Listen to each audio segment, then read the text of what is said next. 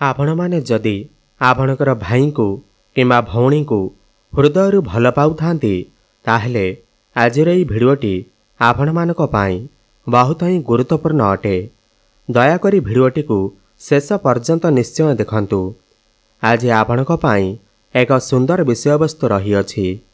आजिर विषय रे आमे जानिबा गम्हा पूर्णिमा बा राखी पूर्णिमा केउ दिन पालिबे, अगस्ट 8 तारिख ना अगस्ट 9 तारिख, केउ दिन पालन करा जीव रक्षा बंधन, भाई हाथ रे भौणी केमिति राखी बांधिबे, राखी बांधिबा समय रे केउ मंत्र उच्चारण करिबा उचित, राखी बांधिबा पाई शुभ समय कौन अछि, आउ एथर भद्रा काल मध्य पड़ुअछि एवं राखी पूर्णिमा दिन केउ सबु भूल करिवे नाही जहा द्वारा आपणकर सर्वनाश होइथाए, आपणकर भाईंकर अमंगल होइथाए।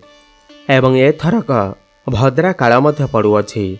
भद्रा काल समय रे भाई हाथ रे भौणी राखी बांधिले भाईर अमंगल होइथाए, अशुभ होइथाए। तो एही भद्रा कालर समय केतेबेले रही अछि एमिति अनेक कथा एही भिडियो माध्यम रे जानिबा। सेथिपाई आपण माने जदि आपणकर भाई किमा भौणी को सच्चा हृदय रे भल पाउथांती ताहेले भिडियोटी को लाइक करी कमेंट बॉक्स रे हर हर महादेव, जय माँ लक्ष्मी अवश्य लिखि दियंतु। बंधुगण, भाई भौणीर पवित्र संपर्क ठारू आउ पवित्र संपर्क नाही। आउ जो संपर्क गोटिए डोरी रे बंधा होइछि ताहा हेउछि राखीर बंधन।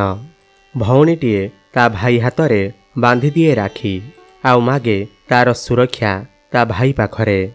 आउ भाई मध्य वचन दिए भौणी तो सारा जीवनर सुरक्षार दायित्व मु नेउअछि। आउ भौणी मध्य तार भाई हाथ रे राखीटीए बांधि ता भाईर दीर्घ आयुर कामना करिथाए। तेणु भाई भौणीर एही पवित्र संपर्क राखीर कथा जहाँकि 8 अगस्ट रे पालिबा ना 9 अगस्ट रे पालिबा, आमे एही कथा को टिके आपण मानक पाखरे आलोचना करिबो। जेहेतु चलित वर्ष 2 दिन पूर्णिमा तिथि पड़ुअछि, 8 अगस्ट रे मध्य पूर्णिमा तिथि पड़ुअछि एवं 9 रे मध्य पूर्णिमा तिथि पड़ुअछि। तो आपण केउ दिन राखी बांधिबे एवं केउ दिन भद्रा काल पड़ुअछि आसंतु जानिबा। ध्यानर सहित शुणंतु। वर्ष 2025 राखीर पूर्णिमार सबुठारु खास कथा यह अटे कि चलित वर्ष भद्रा काल रहिबो नाही, काहेकि ना भद्रा काल रे राखी बांधिबा अशुभ माना जाइथाए एवं एही थर राखी पूर्णिमा रे सौभाग्यशाली जोग बनुअछि, ता सहित सर्वसिद्धि जोग भी बनुअछि। एही थर श्रावण पूर्णिमा बा राखी पूर्णिमा आरंभ हेब 8 अगस्ट शुक्रवार को द्विप्रहर 2:13 रु एवं पूर्णिमा तिथि समाप्त हेब 9 अगस्ट शनिवार को द्विप्रहर 1:24 रे। काहेकि ना रक्षाबंधन उदय तिथि अनुसार मना जाइथाए। एमितिरे एही थर रक्षाबंधन 9 अगस्ट शनिवार को ही पालन करा जिवो। एही थर पूर्णिमा तिथि दिन भद्रा काल 8 अगस्ट शुक्रवार दिन 2:12 रु नहीं करी मध्यरात्रि 1:52 पर्यंत रहिबो एवं एही थर पाताल लोकरे भद्रा कालर बास रहिबो। एमितिरे राखी पूर्णिमा दिन कौनसी भद्रा कालर समय रहिबो नाही, काहेकि ना 9 अगस्ट सूर्य उदय पूर्वरु भद्रा कालर समाप्त हेब। तेबे 9 अगस्ट दिन राखी बांधिबार शुभ मुहूर्त रहिबो 5:47 रु नहीं करी द्विप्रहर 1:24 पर्यंत रहिबो। पूर्णिमा तिथि रे राखी बांधिबाकू शुभ बोली माना जाए। ध्यान रखिबे दिन 2टा परे पूर्णिमा तिथिर समाप्त हेउछि, तो दिन 2टा पूर्वरु ही आपण माने राखी बांधि पारिबे। आउ राखी बांधिबार विशेष नियम रही अछि, आपण निश्चिंत मन रखि थांतु। यह थिला भद्रा कालर नियम, तेणु एही राखी बंधनर किछि विशेष नियम रही अछि, आपण निश्चिंत मानंतु। काहेकि ना भाई भौणीर एही अतुट बंधन राखी भौणी हाथरू रक्षा सूत्र को बांधि भाई निरोग आउ सुस्थ कामना करे। भौणी भाईर सबुबले भल कामना करे आउ ता सहित भाई भौणीर रक्षाकर्ता ସାଜିବାର ମଧ୍ୟ ବଚନ ଦେଇଥାଏ। ତେଣୁ ଆପଣମାନଙ୍କୁ କହି ରଖିବାକୁ ଚାହୁଁ ଯେ ଏହି ଦିନରେ ଆପଣ କେବେ ବି କଳା ବସ୍ତ୍ର ପିନ୍ଧନ୍ତୁ ନାହିଁ। ଏହି ରାକ୍ଷୀ ପୂର୍ଣ୍ଣିମା ଦିନ କିଛି ନିୟମ ରହିଛି, ମାନନ୍ତୁ।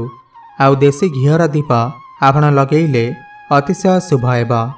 ଯେତେବେଳେ ନିଜ ଭାଇକୁ ବନ୍ଦାପନା କରୁଛନ୍ତି, ଘିଅ ଦୀପଟିଏ ଲଗାନ୍ତୁ, ବନ୍ଦାପନା କରନ୍ତୁ। ଆଉ ରାକ୍ଷୀ ବାନ୍ଧିବା ବେଳେ ଭାଇଙ୍କର ମୁହଁ ଯେମିତି ଦେଖିବେ ପୂର୍ବକୁ ରହିଥିବ ବା ଉତ୍ତରକୁ ରହିଥିବ। ଆଉ ରାକ୍ଷୀ ବାନ୍ଧୁଥିବା ଭଉଣୀଟି ସେ ପଶ୍ଚିମ ମୁଖ କରି ବା ଦକ୍ଷିଣ ମୁଖା ହୋଇ ରାକ୍ଷୀ ବାନ୍ଧିଲେ ଭାଇର ଅତିଶୟ ଶୁଭ ହୋଇଥାଏ। ଏହି ଭିଡ଼ିଓକୁ ଆପଣ ନିଶ୍ଚିନ୍ତ ସେୟାର କରିବେ। ଅନେକ ଲୋକ ରାକ୍ଷୀ ବାନ୍ଧିବାର ନିୟମ ମଧ୍ୟ ଜାଣିନାହାନ୍ତି ବା ଅନ୍ୟ ଦିନେ ମଧ୍ୟ ଯେଉଁ ବାର ପଡ଼ୁ ଆପଣ ପ୍ରଥମ ରାକ୍ଷୀ କୌଣସି ଦେବ ମନ୍ଦିର ଗୋମାତାଙ୍କୁ ଯଦି ଆପଣ ରାକ୍ଷୀ ଦାନ କରୁଛନ୍ତି, ଭଉଣୀମାନେ ରାକ୍ଷୀ ବାନ୍ଧୁଛନ୍ତି, ଅତି ଶୁଭ ହୋଇଥାଏ। ଯେଉଁ ଭଉଣୀମାନେ ଯଦି ରାକ୍ଷୀ ଆପଣ ଗଣେଶଙ୍କୁ ଅର୍ପଣ କରନ୍ତି ବା ବାନ୍ଧନ୍ତି, ଗଣେଶଙ୍କୁ ଦୁବ ପ୍ରଦାନ କରନ୍ତି, ଭଉଣୀମାନଙ୍କର ଅତିଶୟ ଶୁଭ ଆଉ ଲାଭ ମଧ୍ୟ ହୋଇଥାଏ। ଏବଂ ଭଗବାନ ଶିବଙ୍କର ମଧ୍ୟ ପୂଜା କରିବା ଦ୍ୱାରା ଆପଣଙ୍କୁ ଶୁଭଫଳ ପ୍ରାପ୍ତି ହୋଇଥାଏ। ଆପଣ ଏହି ଦିନରେ ଭୁଲରେ ମଧ୍ୟ ଛିଣ୍ଡି ଯାଇଥିବା ରାକ୍ଷୀକୁ ଆପଣଙ୍କର ଭାଇ ହାତରେ ବାନ୍ଧନ୍ତୁ ନାହିଁ। ଏବେ ଆସନ୍ତୁ ଜାଣିବା, ଯେତେବେଳେ ଭଉଣୀ ଭାଇଙ୍କର ହାତରେ ରକ୍ଷାସୂତ୍ର ବନ୍ଧନ କରିବେ, କେଉଁ ମନ୍ତ୍ରକୁ ଉଚ୍ଚାରଣ କରିବେ।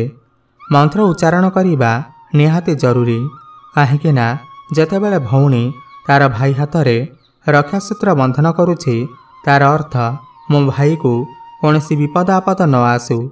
ସେଥିପାଇଁ କୌଣସି ବିପଦ ଆପଦ ନ ଆସିବା ପାଇଁ ମନ୍ତ୍ର ଉଚ୍ଚାରଣ ନିହାତି ଦରକାର।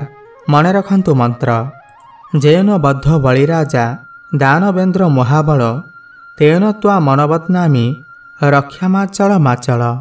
ଏହି ମନ୍ତ୍ରକୁ ଉଚ୍ଚାରଣ କରି ପ୍ରତ୍ୟେକ ଭଉଣୀମାନେ ସେମାନଙ୍କର ଭାଇଙ୍କର ହାତରେ ରକ୍ଷାସୂତ୍ର ବାନ୍ଧିବେ। ଏହି ଦିନ ମଧ୍ୟ କୁଳ ପୁରୋହିତମାନେ ସେମାନଙ୍କର ଯଜମାନଙ୍କ ହାତରେ ରକ୍ଷାସୂତ୍ର ବାନ୍ଧନ୍ତି, ପଇତା ସମର୍ପଣ ମଧ୍ୟ କରନ୍ତି। ଏହି ଦିନ ବିଶେଷ ଭାବରେ ଗୋ ପୂଜାର ବିଶେଷ ମହତ୍ଵ ରହିଅଛି। ଗୋ ପୂଜା ବିଶେଷ ଭାବରେ କରାଯାଇଥାଏ।